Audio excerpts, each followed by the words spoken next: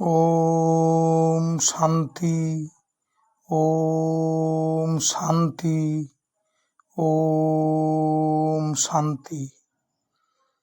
ভগবান শ্রীকৃষ্ণ বলেছেন, যে করে আমার আশ, আমি করি তার সর্বনাশ। এই কথার মানে কি? যিনি পরমেশ্বর ভগবান শ্রীকৃষ্ণের প্রতি আকৃষ্ট হয়ে তাঁর ভজন সাধন শুরু করবেন, তিনি এই জন্ম মৃত্যু জরা ব্যাধিপূর্ণ পার্থিব জীবনের সংসার সুখ, কুটুম্বদের সঙ্গে পড়ে হাসি ঠাট্টা তামাশার রোল, মদ্য মৎস্য মাংস ডিম্ব ভক্ষণের তৃপ্তি, সিনেমা জুয়া পার্টি ইত্যাদি আড্ডার প্রমোদ, আধুনিক নভেল নাটক গাল গল্পের প্রতি রুচি, স্ত্রী পুরুষের রচিত নির্জন সঙ্গ সুখের বিলাস, খেলাধুলোর উল্লাস, নেশায় বুঁদ হয়ে থাকার আনন্দ সমস্তই হারিয়ে বসবেন। তাই এই সমস্ত তথাকথিত সর্বজনপ্রিয় তামাশা করার বাসনা নিয়ে যিনি জন্ম জন্মান্তর ধরে এই জড় সংসারে নানাবিধ জীবজন্তু হয়ে থাকতে চান, তার পক্ষে শ্রীকৃষ্ণের পাদপদ্মের প্রতি আশা করাটা ঠিক নয়। জীবিত কোনো মানুষকে কি কখনো মৃত বলা যায়? কেউ হয়তো ঘুমিয়ে আছে, শরীর খারাপ, তাকে বলা হলো সে মরেই গেছে। এগুলি বলা উচিত কিনা? শরীর খারাপ হলে ঘুম আসতেই পারে, চিকিৎসা বা বিশ্রাম নিয়ে আবার কাজকর্মে নিযুক্ত হতে পারে, এটা সাধারণ কথা। এতে মরেই গেছে বললে স্বভাবতই মানসিক আঘাত দেওয়া হয়ে থাকে, তাতে নতুন করে বিরোধের অবকাশ থাকে, মনোমালিন্য হয়, সেটি ভালো নয়। একটা গুরুত্বপূর্ণ কথা শ্রীমদ্ ভাগবতে বলা হয়েছে, কি করে জীবিত মানুষদেরও মৃত বলা হয়। নেহ যৎকর্ম ধর্মায় ন বিরাগায় কল্পতে, ন তীর্থপদ সেবাই জীবন্নপি মৃত হি স। অর্থাৎ এই জগৎ সংসারে যে ব্যক্তির কর্ম তাকে ধর্মীয় জীবনের পূর্ণতা প্রাপ্তির জন্য অভিমুখী করে না, যার ধর্ম অনুষ্ঠান জড় বিষয় ভোগের প্রতি বৈরাগ্য উৎপাদন করে না, যার বৈরাগ্য পরমেশ্বর শ্রীকৃষ্ণের প্রতি প্রেমময়ী সেবায় পর্যবসিত হয় না, সেই ব্যক্তি জীবিত হলেও মৃত। ভগবত দৃষ্টিতে জগতের অধিকাংশ মানুষই আমরা জীবিত অবস্থায় মৃত, যদিও বা কেউ দাবি করতে পারি যে আমরা খুবই কর্মঠ, দিনরাত খেটে চলেছি। সমস্ত কর্মের আয়োজন কৃষ্ণ ভক্তির উদ্দেশ্যেই সম্পাদিত হওয়ার প্রয়োজন রয়েছে। পরমেশ্বর ভগবান শ্রীকৃষ্ণ বলেছেন,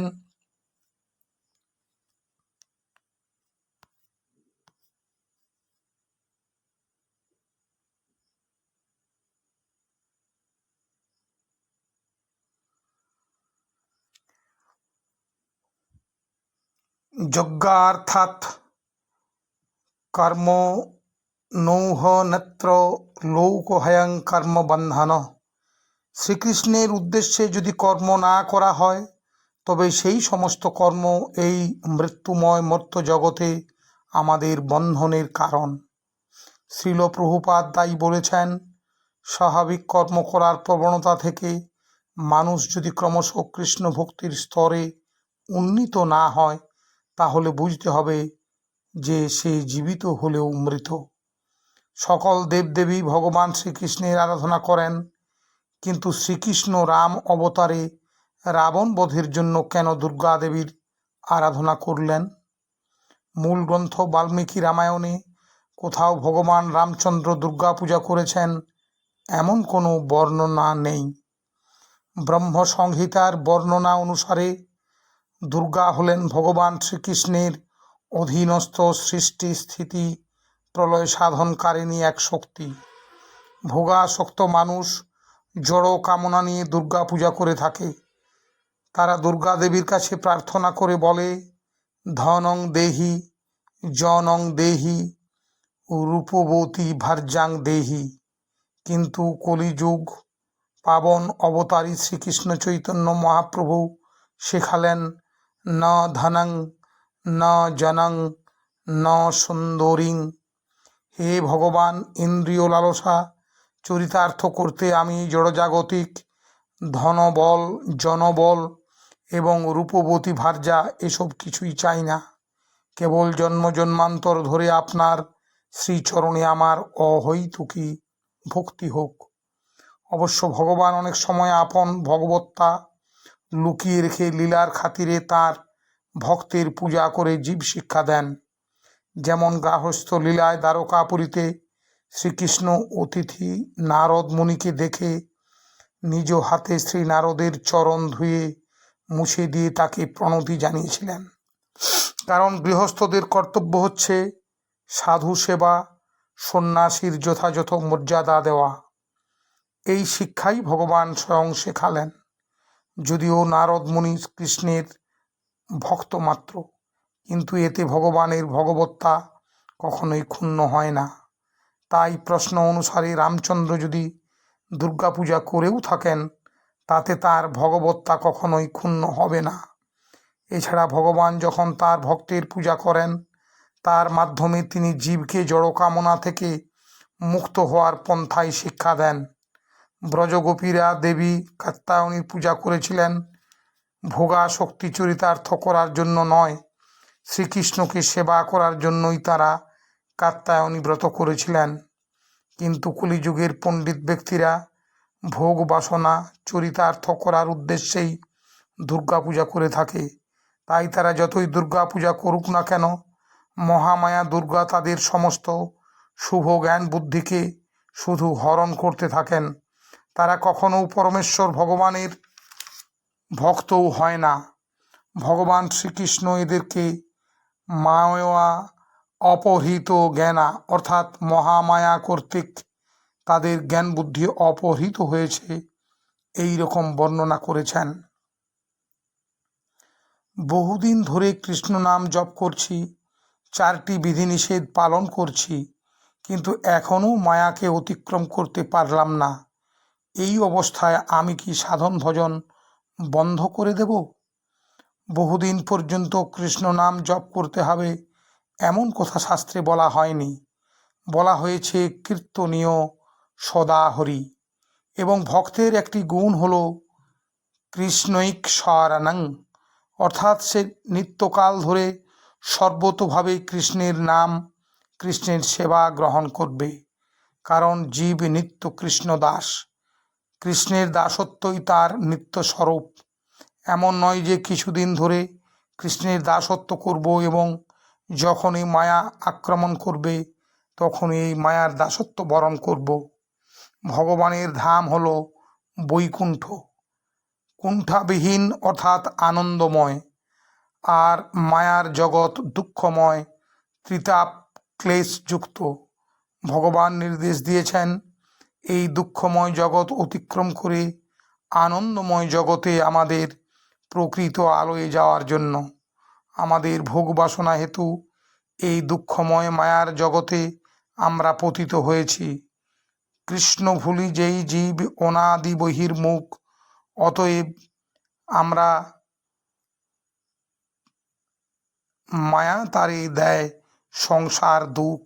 তাই আমাদের প্রকৃত ধামে উত্তীর্ণ হতে হলে হরের নাম হরের নাম হরের নামৈব কেবলম কলৌ নাস্তেব্য নাস্তেব্য নাস্তেব্য গতির নাথা। কেবলই হরিনাম জপ কীর্তন অনবরত করে চলতে হবে, এছাড়া কলিযুগে অন্য কোনো পন্থা নেই। শুদ্ধ চিত্তে হরিনাম, শুদ্ধ চিত্ত না হলে হরিনামে রুচি হয় না। তাই শুদ্ধ হওয়ার জন্য বিধিনিষেধ পালন করতেই হবে। এইভাবে কৃষ্ণ অনুশীলনে ব্রতী হয়ে আমাদের প্রকৃত আলোয় ফিরে যেতে হবে। কোনো পথিক তার আলোয় যাওয়ার জন্য প্রয়াসী হয়ে মাঝপথে এসে সে যদি চিন্তা করতে থাকে বহুক্ষণ ধরে তো আমি হাঁটছি, রাস্তায় কোথাও কারো সঙ্গে সময় নষ্ট করিনি, তবুও আমি এই বালুয়াড়ি এখনও পর্যন্ত অতিক্রম করতে পারলাম না, এমতো অবস্থায় এখন হাঁটা চলা বন্ধ করে দিয়ে তপ্ত বালিতে শুয়ে থাকা যাক।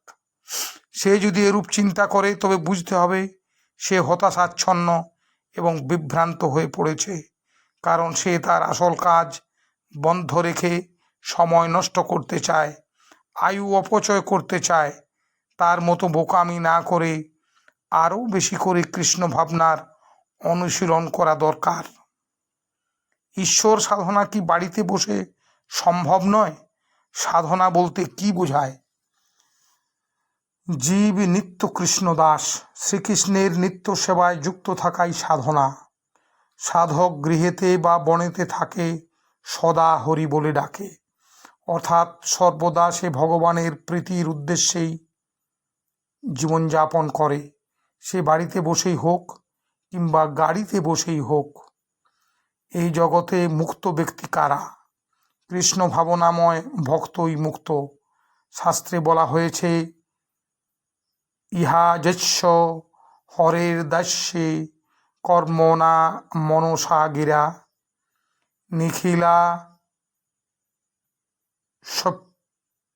সপ্যবস্থাসু জীবন্মুক্ত স উচ্যতে। অর্থাৎ যিনি তার দেহ, মন, বুদ্ধি এবং বাণীর দ্বারা ভগবান শ্রীকৃষ্ণের সেবা করেন, তিনি এই জড়জগতে থাকলেও মুক্ত বলে বিবেচিত হন। মানুষ পূজা পৃথিবীতে শ্রেষ্ঠতম পূজা। এতে আপনাদের মতামত কি? মানুষকে পূজা করাই শ্রেষ্ঠ, এটি একটি অবৈদিক মনগড়া ধারণা। সাতকাণ্ড রামায়ণ পড়ে সীতা কার বাবা প্রশ্নের মতোই বহু পাণ্ডিত্যের পরে হয়তো কেউ এরূপ কথা বলে। মহর্ষি ব্যাসদেব উল্লেখ করেছেন যে পরমেশ্বর ভগবান থেকে সমস্ত জীবের উৎপত্তি। যিনি এই সমগ্র বিশ্বে ব্যাপ্ত আছেন, তাকে মানুষ তার কর্মের দ্বারা অর্চন করে সিদ্ধি লাভ করেন। সেই পরমেশ্বর ভগবান শ্রীকৃষ্ণ বলেছেন, আমি সর্বেশ্বর, জীব সকল আমার অংশ ও নিত্য। এই প্রপঞ্চে তারা ইন্দ্রিয়গুলির মাধ্যমে কর্ম করে প্রকৃতির সুখ দুঃখ ভোগ করছে। যে সমস্ত জীব সুখ দুঃখের অধীন নন তারা মুক্ত। যারা সুখ দুঃখের মধ্যেই জীবন যাপন করেন তারা বদ্ধ। তাদের সম্পর্কে শাস্ত্রে বলা হয়েছে, নিত্য মুক্ত নিত্য কৃষ্ণ চরণে উন্মুখ, কৃষ্ণ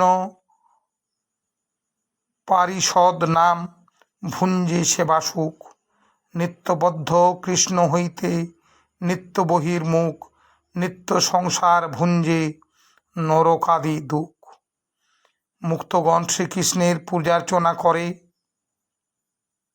কৃষ্ণ সেবা সুখ লাভ করেন, আর বদ্ধ জীবেরা শ্রীকৃষ্ণকে বাদ দিয়ে কৃষ্ণ বহির্মুখ কর্ম করে জগতে নরকাদি দুঃখ ভোগ করতে থাকে।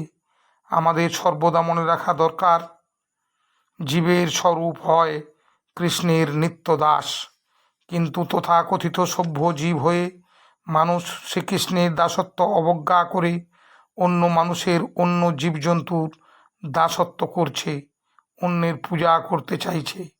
আবার তারা পাপ এবং পুণ্যাদি কর্ম করে নিজেদের এক একজন মহাত্মা বলেও মনে করছে। কৃষ্ণ ভুলি যেই জীব অনাদি বহির্মুখ, অতএব মায়া তারে দেয় সংসার দুঃখ। কভু স্বর্গে উঠায়, কভু নরকে ডুবায়, দণ্ডজনে রাজা যেন নদীতে চুবায়। দণ্ডনীয় ব্যক্তিকে পূর্বকালে রাজারা যেমন নদীতে চুবিয়ে ধরতেন, আবার তার দম আটকে গেলে একটু পরেই উপরে তুলে ধরতেন, পুনরায় তাকে চুবিয়ে রাখা হতো। এইভাবে মহামায়া ও কৃষ্ণ বহির্মুখ ব্যক্তিদের কখনো স্বর্গে কখনো নরকে বারে বারে নিক্ষেপ করতে থাকেন। এইভাবে স্বর্গ নরক ভোগ করা কোনো বুদ্ধিমান মানুষের লক্ষ্য নয়। বুদ্ধিমান ব্যক্তিরাই পরম নিয়ন্তা পরমেশ্বর ভগবান শ্রীকৃষ্ণের ভজনা করেন। যারা তা করে না তাদের সঙ্গ বর্জন করতে হয়। তারা তারে যে না ভজে বর্জ্য হয় সেই জন। ব্রহ্মাণ্ডের সমস্ত উন্নত জীবদের কর্তব্য পরম পুরুষোত্তম ভগবান শ্রীকৃষ্ণের আরাধনা করা। মহাভারতে বলা হয়েছে, স ব্রহ্মকা স রুদ্রাশ্চ সেন্দ্রাদেবা মহর্ষিভি অর্চয়ন্তি সুরশ্রেষ্ঠাং দেবং নারায়ণং হরিম। অর্থাৎ অনন্ত কোটি ব্রহ্মাণ্ডের সমস্ত ব্রহ্মা, রুদ্র, ইন্দ্র, মহর্ষিগণের সঙ্গে দেবতাগণ সকলে ভগবান শ্রীহরির অর্চনা করে থাকেন। পরমেশ্বর ভগবান শ্রীকৃষ্ণ উল্লেখ করেছেন, মন্মনা ভব মদ্ভক্ত মদজাজি মাং নমস্কুরু মামে বৈশস্যি সত্যং তে প্রতিজানে প্রিয়সী মে। আমাতে তুমি চিত্ত স্থির করো এবং আমার ভক্ত হও, আমার পূজা করো এবং আমাকে নমস্কার করো। তুমি আমার অত্যন্ত প্রিয়। এই জন্য আমি সত্য প্রতিজ্ঞা করছি যে এইভাবে তুমি আমাকে প্রাপ্ত হবে। শ্রীকৃষ্ণ এই কথাও বলেছেন, আমার ভক্ত সর্বকার্যে লিপ্ত থাকলেও আমার কৃপায় আমার অব্যয় ও শাশ্বত নিত্য আনন্দময় ধাম লাভ করে। কিন্তু ভগবান শ্রীকৃষ্ণকে উপেক্ষা করে যদি জড়জগতের মানুষকে কিংবা অন্য দেবদেবীকে পূজা করা হয়, তবে দুঃখময় বদ্ধ সংসারটাই লাভ হবে মাত্র, যেখানে শুধু মানুষ জীবনেই নয়, পশু পাখি কীট পতঙ্গ জন্মও লাভ করা যাবে। পুণ্য ও পাপ কর্ম অনুসারে কখনো স্বর্গে কখনো নরকে ভ্রমণ করতে হবে। যারা জীবকে ঈশ্বর জ্ঞানে পূজা করার কথা বলে এবং জীবই ঈশ্বর বলে, তারা পাষণ্ডী। জীবকে ভগবত জ্ঞানে পূজা করে অথচ পরমেশ্বর ভগবানের নির্দেশ মেনে চলে না, সেই মূঢ়দের নারকী বলা হয়। যেই মূঢ় কহে জীব ঈশ্বর হয় সম, সেই তো পাষণ্ডী হয় দণ্ডে তারে যম। এরূপ পাষণ্ডমতি বাদ দিয়ে কৃষ্ণ ভক্তের সঙ্গই বাঞ্ছনীয়। তাহলেই দুর্লভ মনুষ্য জন্মে দুঃখময় সংসার চিরতরে অতিক্রম করা যাবে। সাধু শাস্ত্র কৃপায় যদি কৃষ্ণোন্মুখ হয়, সেই জীব নিস্তরে মায়া তাহারে ছাড়ায়। শ্রীমদ্ভাগবতে দ্বাদশ মহাজনের উল্লেখ রয়েছে, যারা প্রত্যেকেই পরমেশ্বর ভগবান শ্রীকৃষ্ণের পূজা করতে নির্দেশ দিয়েছেন। স্বয়ম্ভু, নারদ, শম্ভু, সনত কুমার, দেবহূতিপুত্র কপিল, মনু, জনক, ভীষ্ম, বলি, বৈয়াসকি, প্রহ্লাদ, যমরাজ, এরা দ্বাদশ মহাজন। এবং শাস্ত্রে নির্দেশ রয়েছে, মহাজন যেন গত সপন্থা। মহাজনদের নির্দেশিত পথটাই শ্রেষ্ঠ পথ। মন গড়া পন্থায় গেলে ভ্রষ্ট হতে হবে। ওম শান্তি, ওম শান্তি, ওম শান্তি।